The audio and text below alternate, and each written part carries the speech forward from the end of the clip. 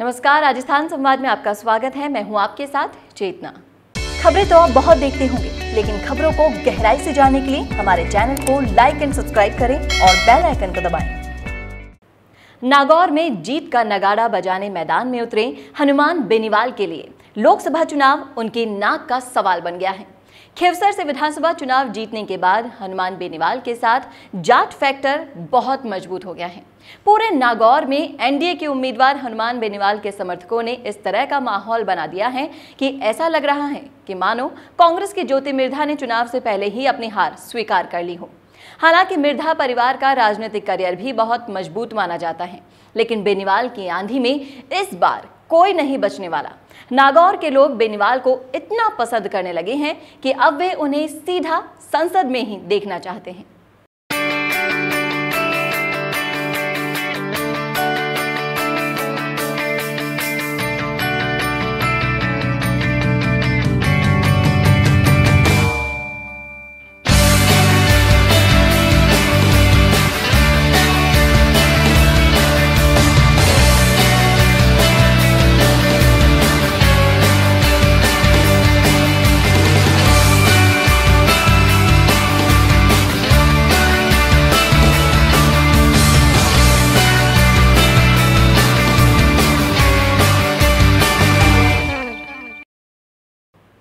लेकिन ज्योति मिर्धा का पलड़ा भी कुछ कम नजर नहीं आ रहा। डॉक्टरी का पेशा छोड़कर समाज सेवा का रास्ता चुनकर राजनीति में आई ज्योति मिर्धा इसी सीट से सांसद रह चुकी हैं। ज्योति मिर्धा को नागौर संसदीय क्षेत्र में वैसा ही प्यार और समर्थन मिलता था जैसा अमेठी में गांधी परिवार को। उनके परिवार का राजस्थान के नागौर में बहुत सम्मान है। उनके दादा नाथुराम मिर्धा मारवाड़ के गांधी के रूप में प्रसिद्ध थे। वो 6 बार सांसद थे। 2009 में जब वे यहां से चुनाव लड़ी तो सोनिया गांधी उनके लिए प्रचार करने भी आई थी। उस दौरान जो जन सैलाब उनके समर्थन में उमड़ा था, उसे देख सोनिया भी अभिभूत हो गई थी। उनके द्वारा नाथुराम मिर्धा को 3 दलों की सरकार में रहकर मंत्री बनने का गौरव प्राप्त है। इसके बावजूद वो अपने ही भतीजे कांग्रेस उम्मीदवार रामनिवास मिर्धा से चुनाव हार गए थे। वर्ष 1977 के लोकसभा चुनाव में जब कांग्रेस उत्तर भारत की सारी सीटें हार गई थी, तब नाथुराम मिर्धा नागौर की अकेली सीट कांग्रेस के टिकट पर जीते थे। हालांकि हनुमान बेनीवाल को भी हल्के में लेना कांग्रेसियों की बड़ी भूल होगी। हनुमान बेनीवाल को 2008 के विधानसभा चुनाव में खिवसर से बीजेपी के टिकट मिल गई।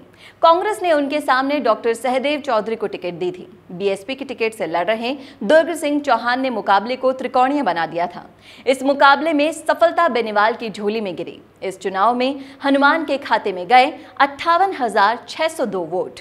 उनके निकटतम प्रतिद्वंदी रहे दुर्ग सिंह, जिन्हें 34,292 वोट मिले।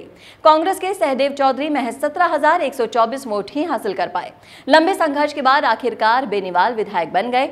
इसके बाद 2018 के विधानसभा चुनाव में बेनीवाल ने राष्ट्रीय लोकतांत्रिक पार्टी तो बनाई, लेकिन 2019 के चुनाव में अब बेनीवाल ने एनडीए के प्रत्याशी के तौर पर मैदान में उतर गए हैं। ऐसे में नागौर में जीत का नगाड़ा बजाने लोगों के जाट नेता जोर शोर से चुनावी जमीन पर उतर चुके हैं।